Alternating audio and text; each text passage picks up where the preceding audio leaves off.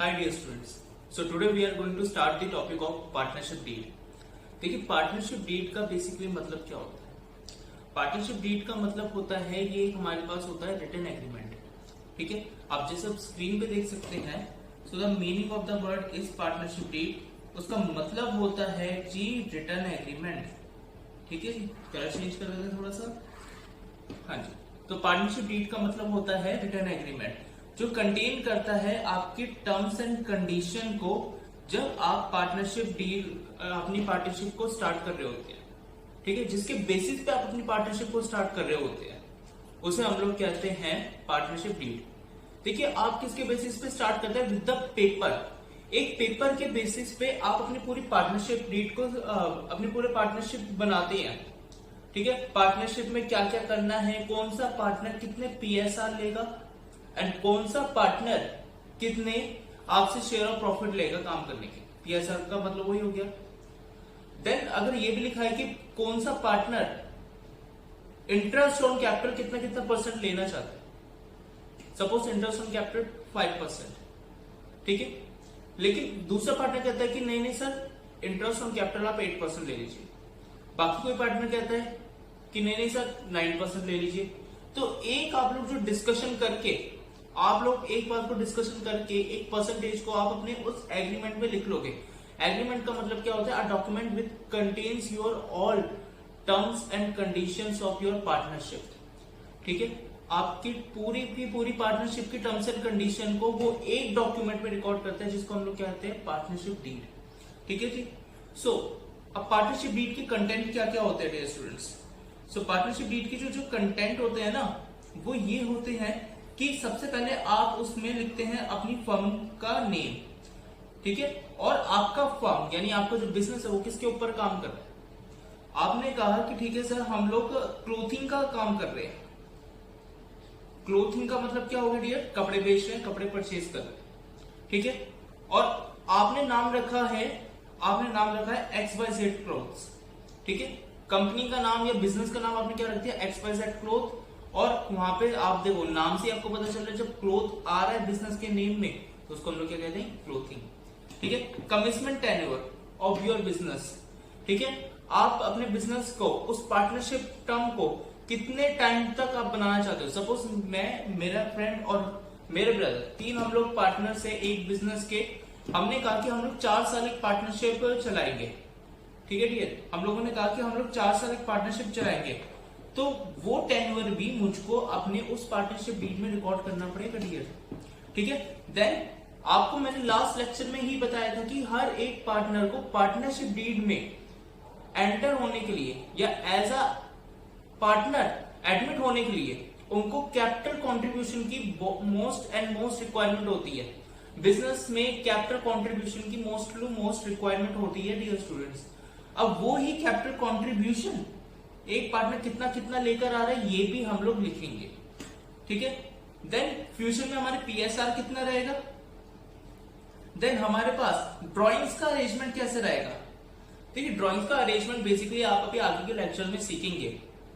ठीक है, तो उस टाइप में मैं तब आपको पूरा अच्छे से ही कंसिडर करवा दूंगा। देन आपका जो आपने जितनी कैपिटल इन्वेस्ट करी है उस पर कितना इंटरेस्ट चार्ज किया जाएगा।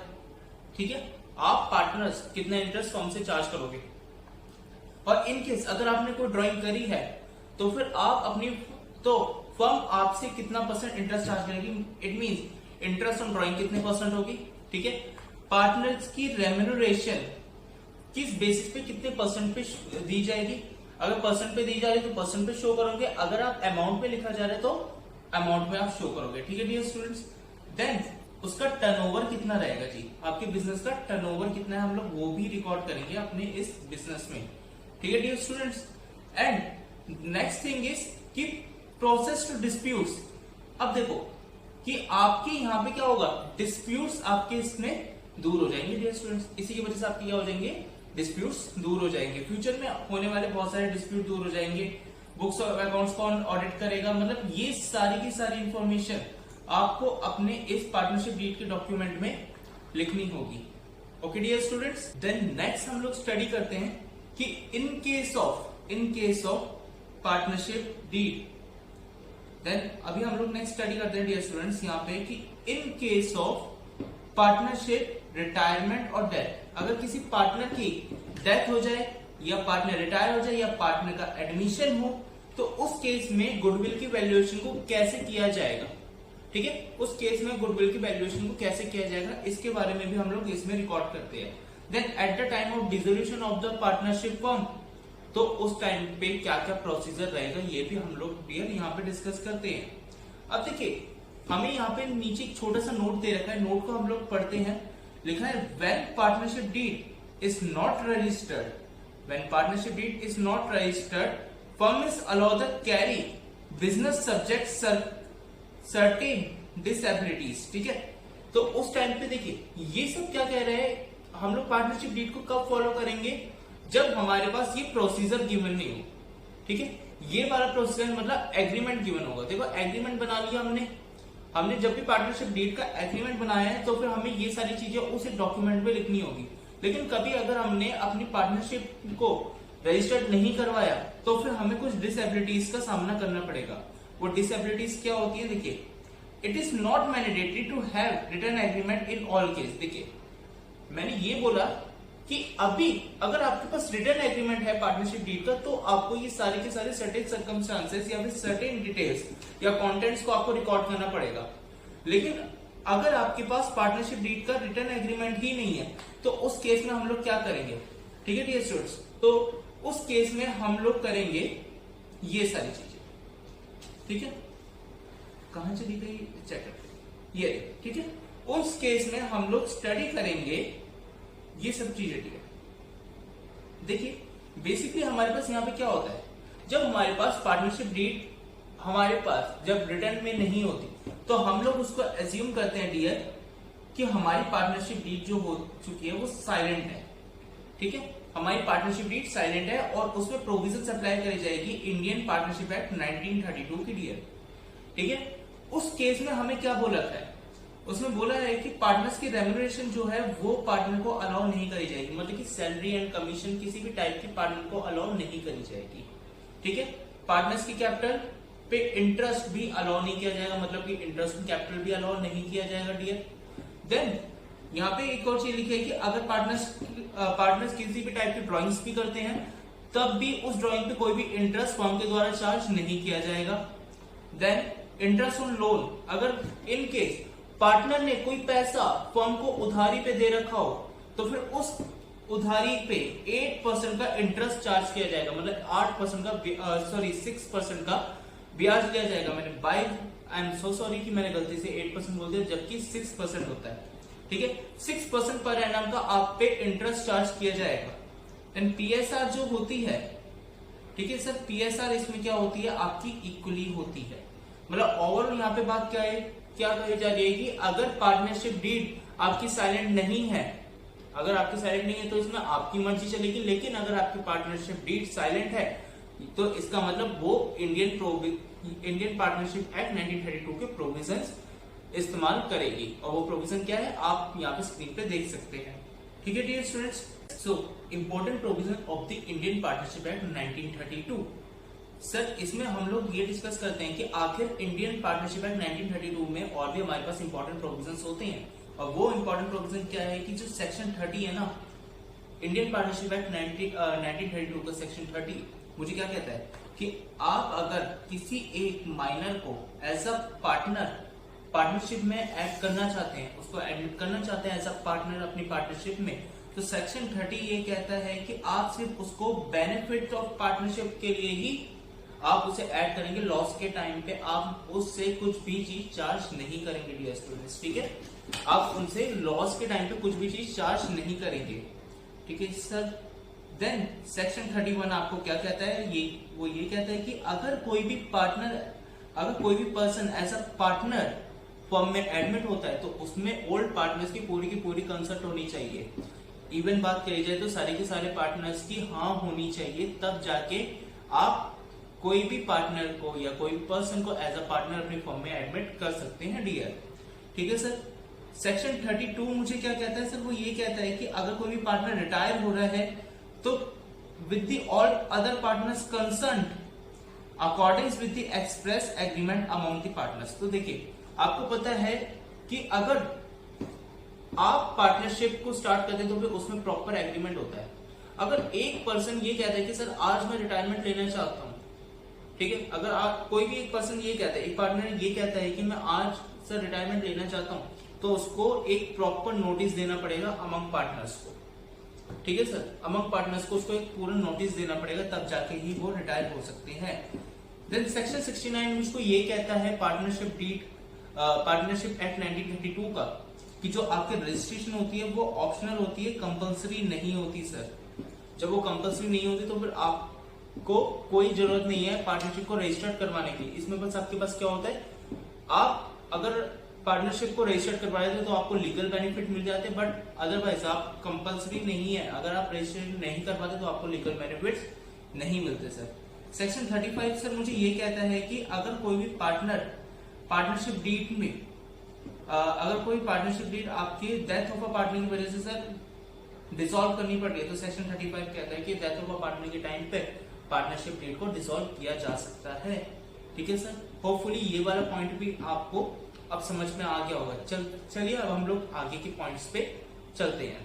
सो डियर स्टूडेंट्स, अभी तक हम लोगों ने जितने भी बेसिक को डिस्कस किया है, पार्टनरशिप डीड के जितने भी बेसिक्स को हम लोगों ने डिस्कस किया है, उसी के बेसिस पे अभी हम लोग एक क्वेश्चन को डिस्कस करते हैं sir.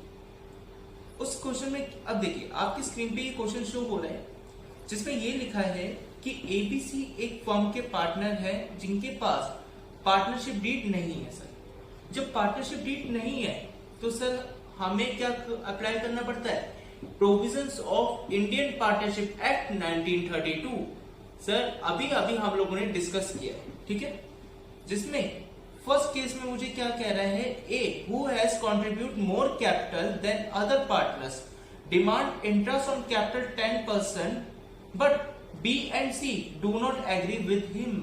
Okay sir, sir actually basis में इस केस में हमें क्या है कि हमें वो जो provision for Indian partnership act हम लोगों ने पढ़े हैं, उन्हीं के बेसिस पे कि अगर पार्टनरशिप डीड साइलेंट है तो आपको ये प्रोविजंस क्या अप्लाई करने चाहिए या नहीं, ठीक है सर। तो आप लोगों को पता है कि जब आपके पास आईओसी, जब आपके पास इंडियन पार्टनरशिप एक्ट 1932 यानी जब पार्टनरशिप डीड साइलेंट होती है, so interest on capital allow नहीं करी जाती, तो आंसर हो जाएगा नो इंटरेस्ट ऑन कैपिटल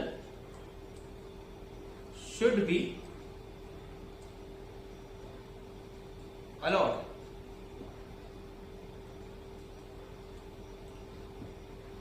तो आपके पास कोई भी पार्टनरशिप में इंटरेस्ट ऑन कैपिटल अलाउ नहीं करी जाती। सेकंड पे क्या रहता है कि बी जो है वो अपना फुल टाइम डिवोट करता है आपके बिजनेस को रन करने में, और वो डिमांड करता है 5000 rupees per month salary, but A and C इस बात पे एग्री नहीं कर रहे हैं। डियर स्टूडेंट्स, बिल्कुल सही बात है, क्योंकि इंडियन पार्टनरशिप एक्ट 1932 मुझे क्या कहता है, वो ये कहता है कि no remuneration should be allowed, no remuneration should be allowed, ठीक है dear students. Then third case में मुझे यहां पे क्या कहा जाता है डियर, थर्ड केस में मुझे ये कहा जाता है कि सी डिमांड करता है आपसे 50,000 rupees advance by him, but market rate of interest is 6%। मतलब कि देखिए सी ने कुछ ना कुछ चीज as a loan partner firm को दी है, ठीक है, और वो लोन पे कितने रुपीज दिए, 50,000 रुपीज दिए है, और कह रहा है कि मुझे मार्केट रेट के बेसिस पे इंटरेस्ट चाहिए इस पे, विच इज योर 12%। सर वो 12% आप पे इंटरेस्ट मांग रहा है, ठीक है, जबकि ऐसा नहीं है, तो इंटरेस्ट कितना चार्ज किया जाएगा, interest should be charge, interest जो आपका चार्ज किया जाएगा बाय पार्टनर के थ्रू एट 6% पर एनम पे, कितने पे डियर, 6% पर एनम पे आपका इंटरेस्ट चार्ज किया जाएगा, ठीक है। देन अगेन हम लोग आगे चलते हैं फोर्थ पॉइंट पे। सर मुझे फोर्थ पॉइंट में बताया हुआ है, मुझे फोर्थ पॉइंट में बताया है कि ए 10,000 रुपीज फर्म से अपने पर्सनल यूज के लिए निकाल रहा है, but B and C interest को चार्ज कर रहे हैं 10% पे। तो सर ऐसा भी पॉसिबल नहीं है, बिकॉज इंडियन पार्टनरशिप एक्ट 1932 क्या कहता है? No interest on drawing should be charge by firm, not interest on drawing should be charge. नहीं हो सकती सर, ये भी नहीं हो सकती। ठीक है सर। देन कह रहा है नेट प्रॉफिट, आपका फिफ्थ केस कह रहा है net profit taking into account any above claim amounted rupees 50,000। मतलब कि नेट प्रॉफिट जो है 50,000 रुपीज का है सर आपके पास, और एंड ऑफ द ईयर में बिजनेस के ए डिमांड करता है कि आप नेट प्रॉफिट को कैपिटल रेशियो में बांटो। सर बिल्कुल भी पॉसिबल नहीं है, because the profit should be distributed in the equal ratio.